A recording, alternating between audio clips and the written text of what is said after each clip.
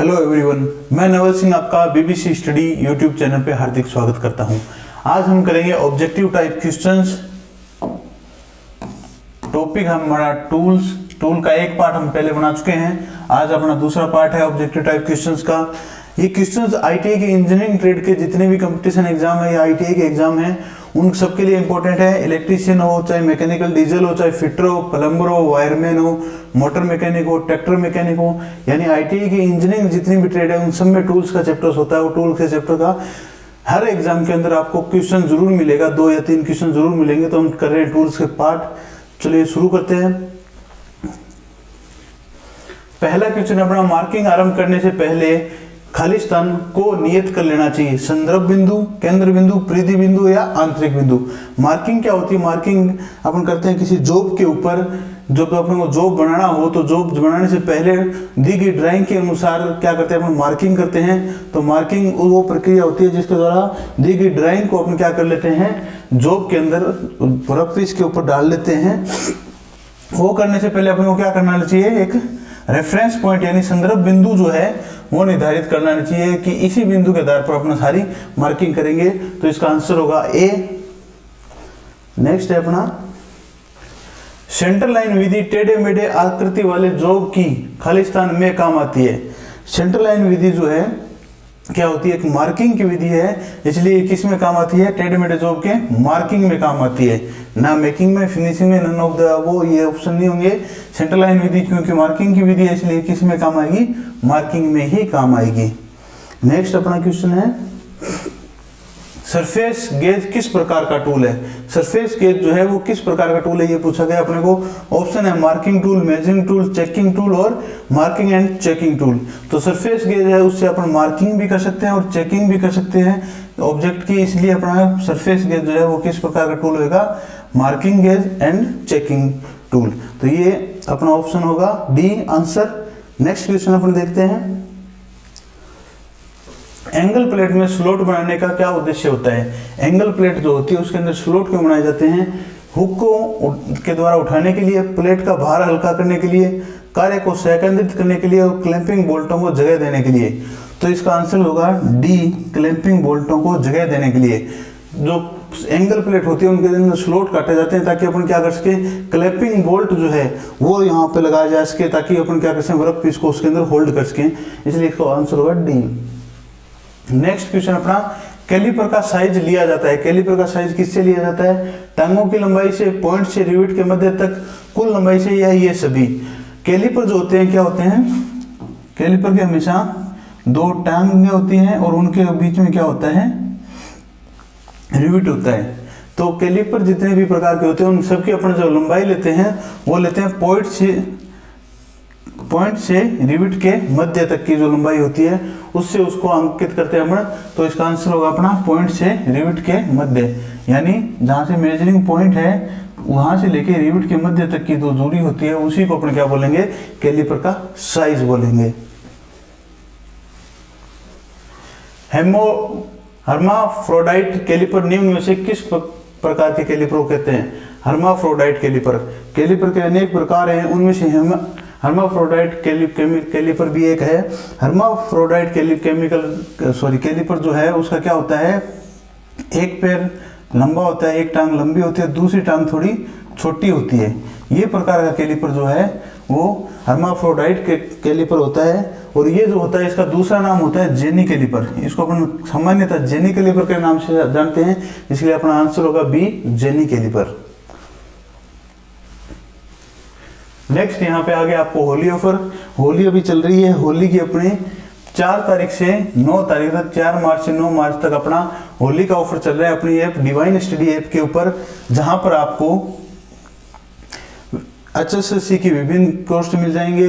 विभिन्न technical course जैसे आपका इलेक्ट्रीशियन का कोर्स है, वायरमैन का कोर्स है, WPO का कोर्स है, फिटर का कोर्स है। सारे कोर्स जो है बिल्कुल अच्छी तरह थ्योरी पूरी समझा के करवाई जा रही है, वो आप ज्वाइन कर सकते हो। कहाँ पे? डिवाइन ऐप पे। डिवाइन ऐप का लिंक हम आपको नीचे डिस्क्रिप्शन में दे देंगे, वहां से आप डाउनलोड करके जल्द से जल्द कोर्स डाउनलोड कर लीजिए। कोर्स जो है वो बाई करने पे आपको 30% तक छूट मिल रही है। कब? 9 मार्च तक। कब तक छूट मिलेगी?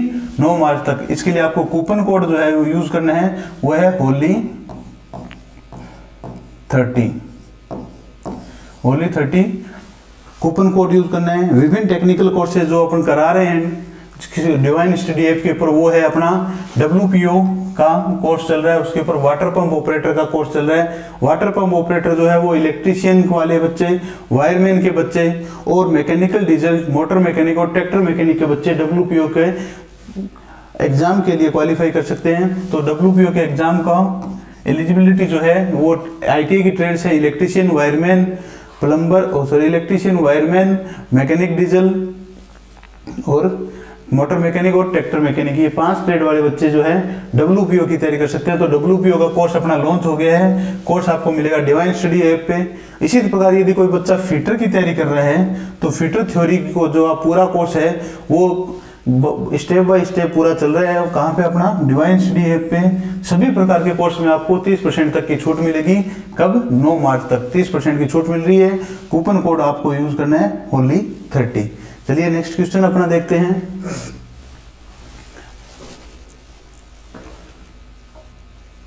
नेक्स्ट क्वेश्चन अपना, निम्न में से किस पंच में पंचिंग के लिए हैमर से चोट मारने की आवश्यकता नहीं पड़ती है? ऐसा कौन सा पंच होता है जिसके अंदर पंचिंग करते टाइम अपने को चोट मारने के लिए हैमर की आवश्यकता नहीं पड़ती है? तो सेंटर पंच, ड्रिफ्ट पंच, ऑटोमेटिक पंच या पिन पंच। तो ऑटोमेटिक जो पंच होता है इसके अंदर इंपैक्ट हैमर लगा होता है उसके खुद के अंदर ही। वो क्या करता है, जब अपन इसको प्रेस करते हैं तो ऑटोमेटिक चोट मारता है। तो इसके साथ अपने को हैमर की जरूरत नहीं पड़ती। तो अपना आंसर होगा सी। नेक्स्ट क्वेश्चन अपन देखते हैं। यूनिवर्सल सरफेस गेज में लगी 2 पिंस को कहते हैं? यूनिवर्सल सरफेस गेज जो है उसके अंदर बेस के साथ 2 पिंस लगी होती है, उनको क्या कहते हैं? आंसर पूछा गया अपना। ऑप्शन है, ये है guide pin, adjusting pin, fine adjusting pin और स्नग पिन। तो अपना आंसर इसका होगा गाइड पिन। क्या होती है ये? गाइड पिंस लगी होती है। नेक्स्ट, सही कोण की जांच के लिए किस उपकरण का उपयोग किया जाता है? Steel rule, try square, firm joint caliper या स्प्रिंग जॉइंट कैलिपर? किसकी जांच करनी है अपने को? कोण की जांच करनी है। ये बाकी 3 यदि देखें, steel rule, firm joint caliper और स्प्रिंग जॉइंट कैलिपर, ये किसी भी प्रकार के कोण की जांच नहीं कर सकते। लेकिन ट्राई स्क्वायर जो है उसकी सहायता से अपन 90 डिग्री कोण को एकदम एग्जैक्टली नाप सकते हैं। तो अपना आंसर होगा ट्राई स्क्वायर। नेक्स्ट है, बाहरी कैलिपर का उपयोग हम क्यों करते हैं? फ्लैटनेस की जांच करने के लिए, कोण की जांच करने के लिए, जॉब के इंटरनल डायमीटर की जांच करने के लिए, जॉब के एक्सटर्नल डायमीटर की जांच करने के लिए। बाहरी कैलिपर कैसा होता है? इस प्रकार की इसकी शेप होती है। यहाँ पे अपन क्या करते हैं, किसी जॉब को पकड़ के क्या कर सकते हैं, इसका एक्सटर्नल डायमीटर जांच कर सकते हैं। तो अपना आंसर होगा डी, जॉब की एक्सटर्नल डायमीटर की जांच करने के लिए। नेक्स्ट क्वेश्चन अपना है, निम्न में से कौन से स्क्राइबर द्वारा मापन और मार्किंग दोनों किए जा सकते हैं? निम्न में से कौन से स्क्राइबर द्वारा मापन और मार्किंग दोनों किए जा सकते हैं? स्क्राइबर है इसलिए मार्किंग तो कर ही सकता है। तो ऐसा स्क्राइबर अपने को देखना है जिससे अपन क्या कर सके, मापन यानी मेजरिंग भी कर सके। सीधा स्क्राइबर, मुड़ा स्क्राइबर, एडजस्टेबल स्क्राइबर या ऑफसेट स्क्राइबर। ये ऊपर वाले तीनों सीधा, मुड़ा और एडजस्टेबल स्क्राइबर जो है वो सिर्फ मार्किंग के काम आते हैं। लेकिन ऑफसेट स्क्राइबर जो होता है उसको अपन वर्नियर हाइट गेज के साथ, इस प्रकार इसकी कुछ शेप होती है, इसको यहाँ पे वर्नियर हाइट गेज के साथ लगा के अपन क्या कर सकते हैं, हाइट का मेजरमेंट करते हैं। इसलिए ये क्या होता है, ऑफसेट स्क्राइबर जो है उससे अपन मापन और मार्किंग दोनों कर सकते हैं।